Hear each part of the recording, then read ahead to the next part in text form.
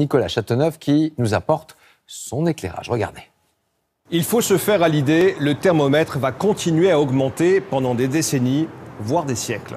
Pourquoi ? Eh bien parce que l'année dernière, malgré une baisse historique, l'humanité a tout de même rejeté dans l'atmosphère 34 milliards de tonnes de CO2, le principal gaz à effet de serre.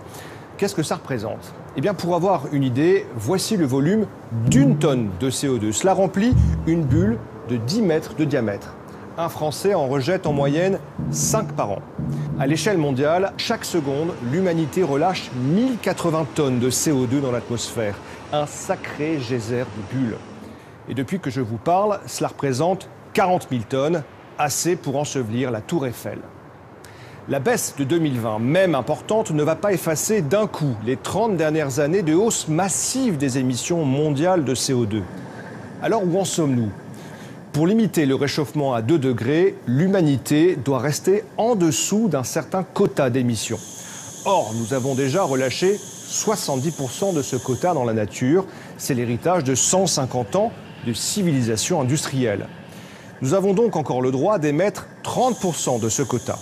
Au rythme actuel, cela nous prendra 25 ans.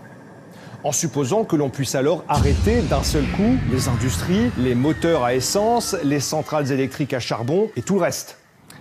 L'autre solution, plus progressive, serait de prolonger la baisse amorcée en 2020 pendant les 50 prochaines années grâce aux énergies renouvelables ou décarbonées et aux nouvelles technologies.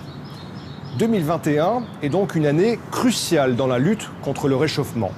En attendant, la concentration de CO2 dans l'atmosphère continue de grimper à un niveau inégalé depuis 3 millions d'années.